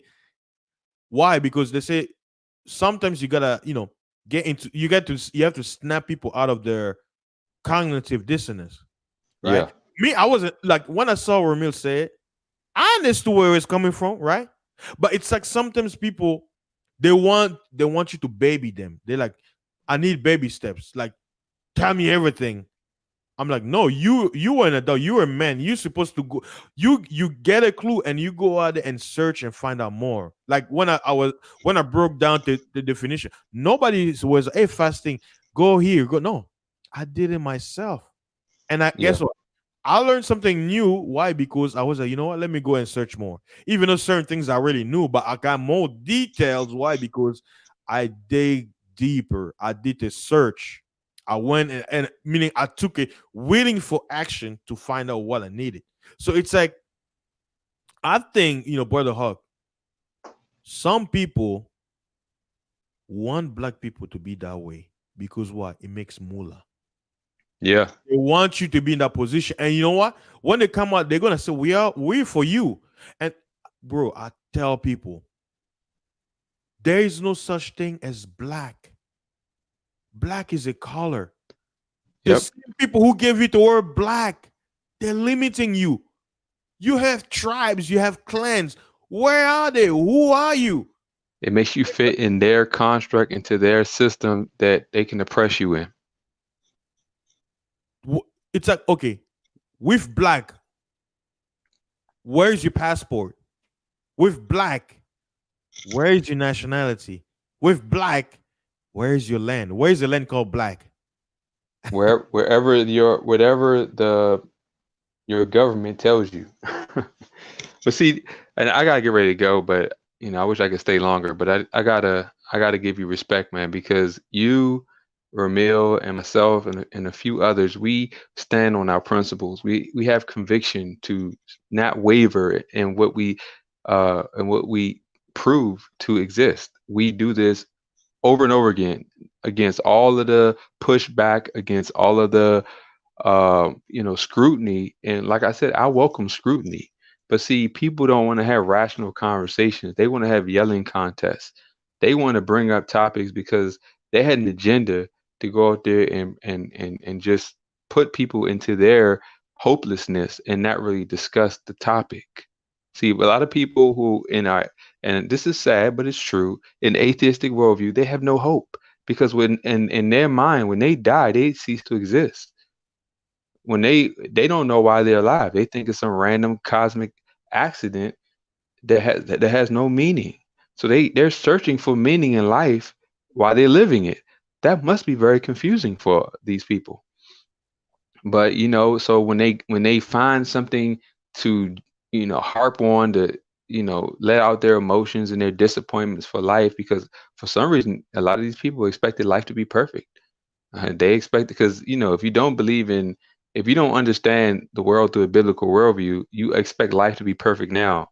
See, we're living because we understand perfection doesn't come in the flesh. It doesn't come when man is subject to sin. We understand that. But when you don't believe in God, you expect perfection now. These people feel owed a perfect life, even though they're imperfect people. Again, they don't follow their own lack of logic. They continue just to wallow in their confusion, in their darkness, and that's what darkness does. You don't know why, you don't know where you're going. And so you just emotionally lash out because you lack understanding and wisdom for anything that's happening in your life. See, I can understand that the suffering in my life has built character, has I've gained a wealth of knowledge from my experiences coming from suffering and coming from certain areas. I've had a very difficult life, but it's actually made me aware of my own weaknesses and my own affinities to my own evils that made me a better person by seeking to flee from my evils and align myself with the Most High according to his biblical doctrine, which has bear fruit and proven to be useful in my life by the results that I have right now. See, I'm not just speaking in empty, blind faith. I have actual results and actual signs of growth and better outcomes from understanding and living the biblical worldview. So a lot of people just think that you're just believing, and they don't understand that when you truly believe something, guess what you do? You do it. When you truly believe something, you do it. You just don't believe and stay there. It actually turns into obedience, and then the obedience proves its own fruit and results. And so it's a self-fulfilling prophecy to obey God because you understand where it's going, and then you actually get there and you realize why, and so you have peace to continue your journey. So on that note, I have to get ready to go, but man, just keep doing what you do, fasting, man. Anytime I miss a stream of yours, I'm upset because you're one of those people, man, that I'm glad that you're like me. You're bold in the faith, in the biblical faith, and you're trying to give people a perspective that where they don't have to be in doubt and hopelessness about life, but they can have meanings and understandings about this life that we live. But we do the best we can, right? Oh yeah, yeah. I mean, it's like we don't know everything, so we No, we only don't. yeah. It's like we give a piece of because I say like people may see one way, like I always say, but I on this topic since me and you were on a Ramil show, that's why I was like it was great that you came in, and some of the things when you say, I was like, oh man, I didn't say it like that. So that's why I said we need different perspective, and on my channel, most people say that it's very mellow, right? Because I actually want to hear people and have a conversation because one thing I noticed, even in the background, my channel, I'm having people from all background. That no wonder it's labeled now. This is they're calling this space the accent sphere because you have people from different background coming in here. So, but I It's appreciate man for coming in. Keep putting those videos, man. Like when I'm driving and like I saw your video, I was I gotta play it, man. I know sometimes we have no time. Like that's what I tell people. For us who work a long, over time, it's hard to kind of do like live stream and all this. And I'm lucky I'm doing right. it because I got off early and I start late tomorrow, which is rare. So Oh, that's uh, cool, man. Just keep doing what you're doing, man. I appreciate you standing on your square, having convictions. We all have our convictions, and you have the right to express yours and to bear your own results and the fruit that you can see in your life, man. Like I said, we all live our own testimony, man. Like we living our own life that bears its own results and its own things. I like people look at me. I don't have a lot of problems that a lot of guys have because I've stood on convictions from a long time ago where I never entered into these issues that people talk about. mm, And I came from a much worse circumstance than most people, and yet I tell them, look, because I maintain my values and my convictions and what I would have proven to be true. But mm, they continue to wallow around and complain about the things that I'll never understand because I won't walk that path. yeah, But man. that's cool, man. So I'm gonna catch you on the next show, man. So just I'll be in touch, bro. Oh, thank you, brother Hulk. I'll see you on the next one. You have a safe day, man. All right, you Peace. too, man. All Peace. right. Hey, brother Cristo, are you good now? I know that there was a feedback, and sometimes it kind of. I mean, now the Right. feedback is kind of Yeah, low, I don't but know. are you all right? I'll be quiet so that way Yeah, it- how am I coming through? I can hear you, but whenever I speak, I still hear myself. Okay. Uh, yeah, I don't. Is Are this a little you better? doing this from your computer? No, from my cell phones. That might be why too. No, because let's see. You have an Android or iPhone? Android. Okay, I'm trying to see. Are you using Google? Was No, it just Chrome? uh, Yeah, I think this is Chrome. Hmm. Uh, yeah, I don't know why it's doing the Yeah, I could. echo. Right. I could just hold off, man. I mean, But I mean, do you have yeah. anything to say? No, I don't have anything at this time. I mean, he pretty much said it all, you know. Mm. Pretty on point, brother, you know. It's so your answer is should, because the question is, should black people let don't let it go, basically don't use the past as a reason why you can move forward, or actually use the past as a motivation to make things better now.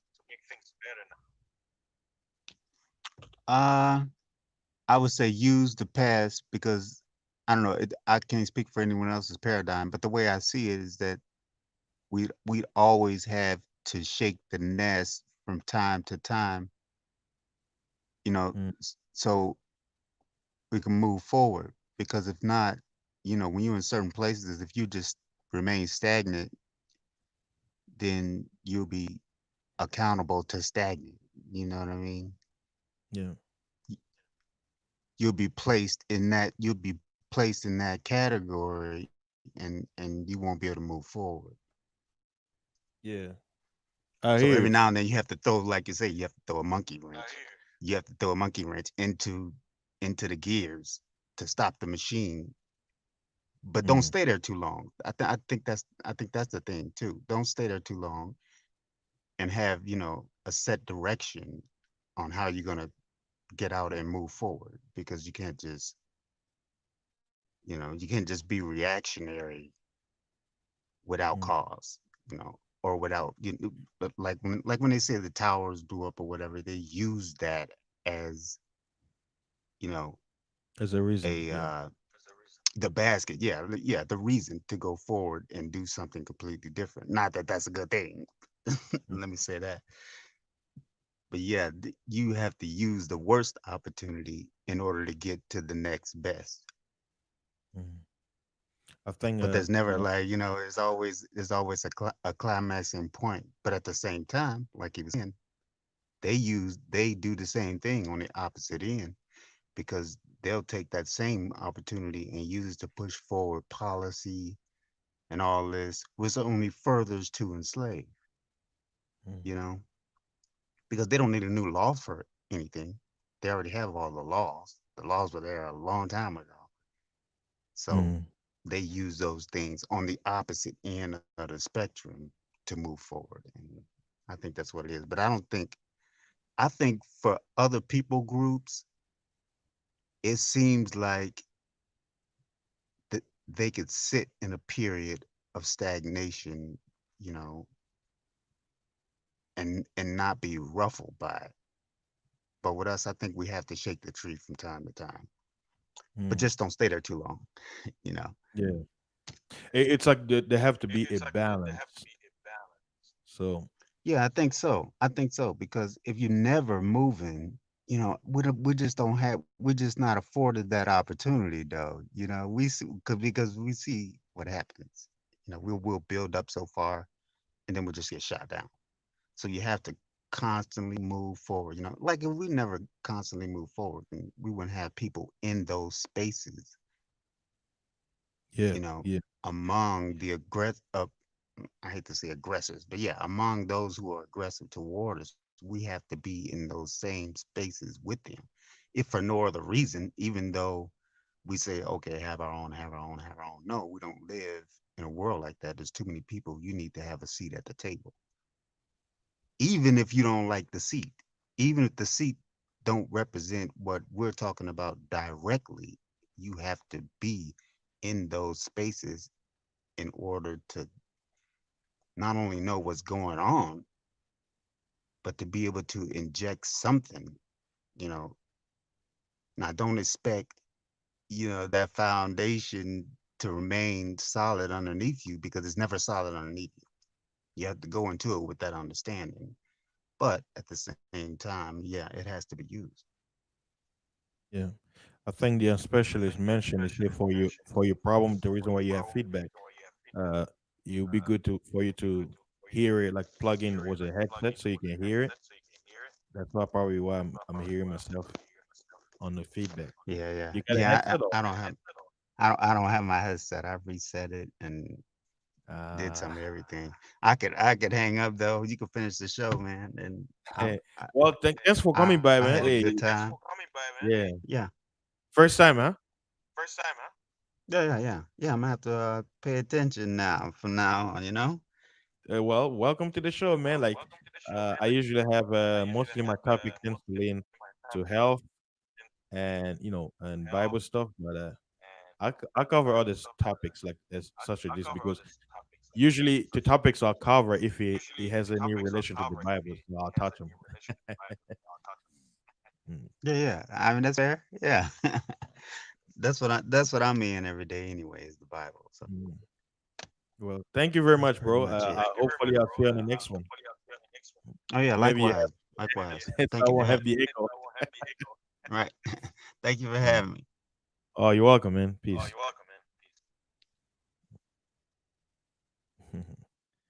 Yeah, guys. Uh-oh.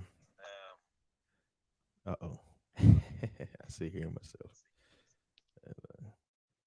So, brothers, I know I I want to keep this show under 2 hours because I know I could be here talking a lot of stuff on this topic, but I will have probably another show because the thing, I could have approached this in the was it Israelite point of view according to the Bible. The Most High, the prophets, the predicted, they say because of what the children of Israel did, it says they're gonna go into a series of servitude, meaning there's gonna be different empires who are gonna rule the world, and his people are gonna be subject unto them for a time until it's their turn, right? So when people coming from an understanding of the Bible, none of our strength, according to the Bible, none of our strength will get us out of it because it's not time yet.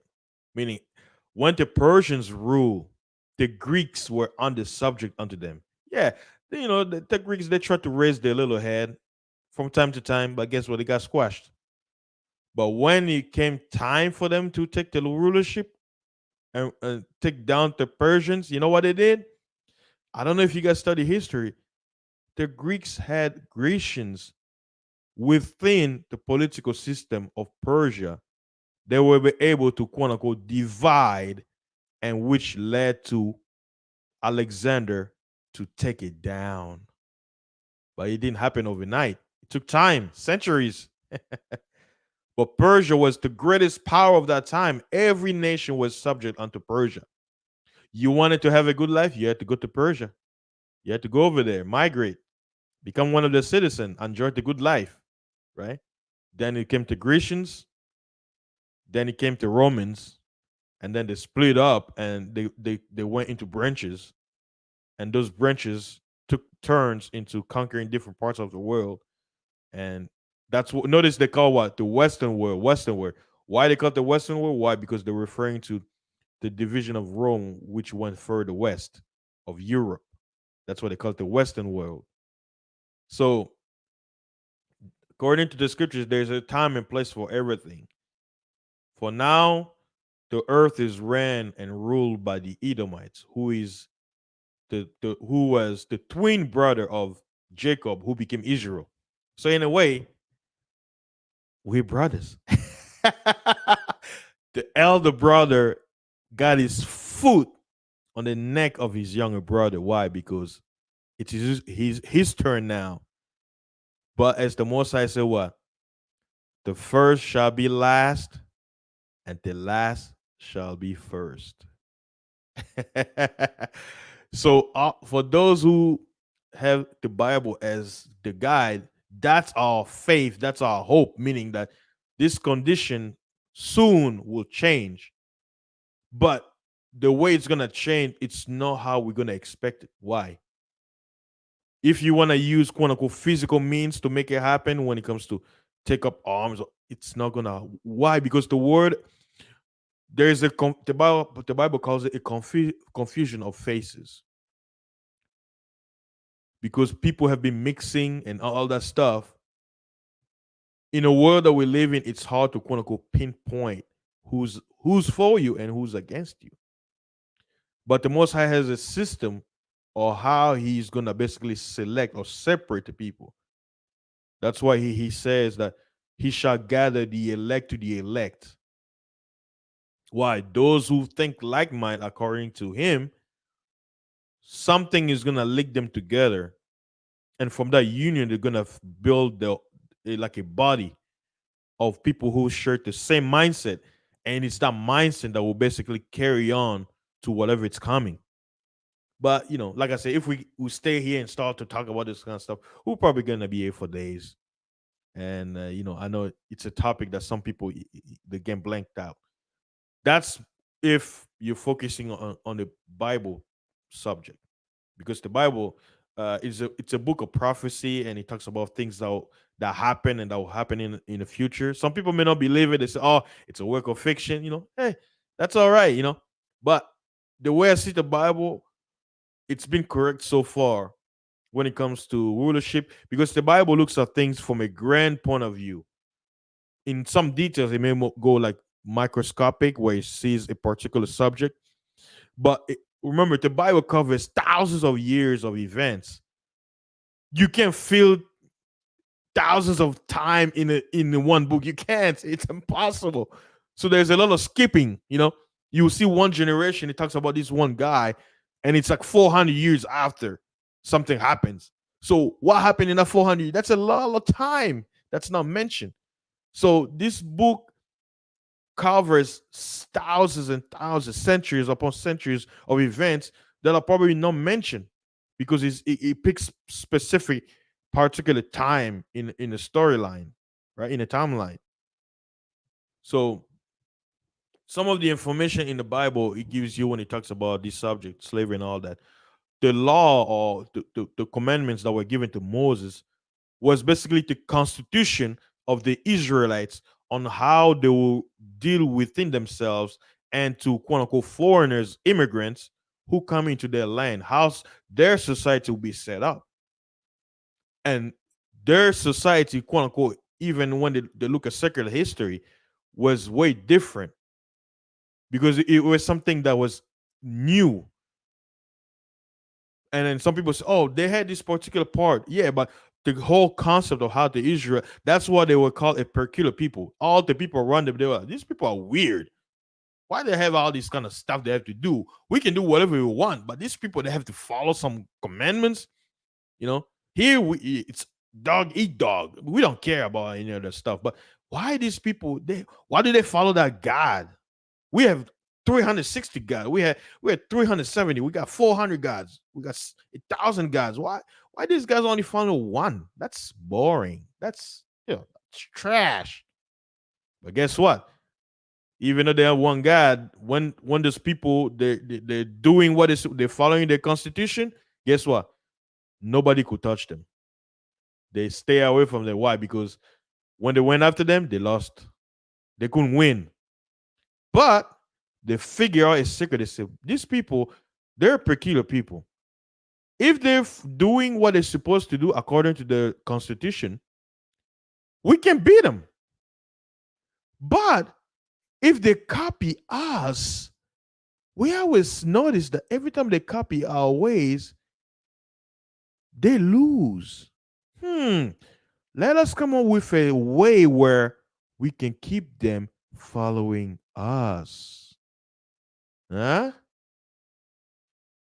What's it saying? It says that if you forget the ways of your ancestors, I remember it was a quote by I think like one of like a writer or something. He say, I think it was a French book that I read. I'm trying to remember the exact quote, but I can summarize. He basically implied, he said that if you forget the history of your ancestor, the past, you're as good as dead. Why? Because you have you have nothing to have your foundation on. Why? Because you don't know your ancestor. You're like you have a missing piece in your foundation. It's like a house, you're building it without a foundation, it's gonna fall. So if someone can cut you because you are your ancestors. You have their DNA. It's passed from father to son. And if you can't even remember or recall who they were, you have nothing to base your foundation on. Why? Because you're disconnected. There's like a disconnect. So, for those of you who have the Bible, take time, read Psalm 83. It talks about that disconnect and about, slavery and everything. Read the book of Joel, chapter 3. You can also read the Luke 21. It talks about that the real Jews, their land is going to fall. Jerusalem is going to fall after he's gone. And their people, they're going to be persecuted by war, and the remnant, they're going to be sold as slave all over the world, right? And when you have history, there's only one particular group of people who were sold on one side of the world and to the other side, right? And here's another thing people don't know: a lot of the natives here, before what they call transatlantic slave trades, they were being sold in Europe. A lot of Native Americans were being taken to Europe. Some were even being taken to the Pacific Islands. Did you guys know that? See, like I said, there's a lot of things out there that most people don't know. But looks like I've reached the 2 hour mark. I want to thank everybody coming in. I really appreciate it. You guys showing up to support my stream. Shout out to everybody in the building. We had Brother Hawk, Brother Crystal Hotep, Brother Gabe A, uh, Brother New, Nimble Mint, the Specialist, Brother Zero Hate, Sister Ginger, Roger, and who else did I get? Was it Boti Thog? I think first time seeing you here. Who else? I think I got everybody. Yeah. Oh, Dog. Yeah. Let's not forget Dog. Where the Dog? Yeah, you were here earlier. And Soul Provider Peace. I wasn't looking at the chat, so I missed a lot of people. So again, thank you guys. Before I head out, I'm gonna play another nice, interesting sound for y'all. As I head out. Hold on one second.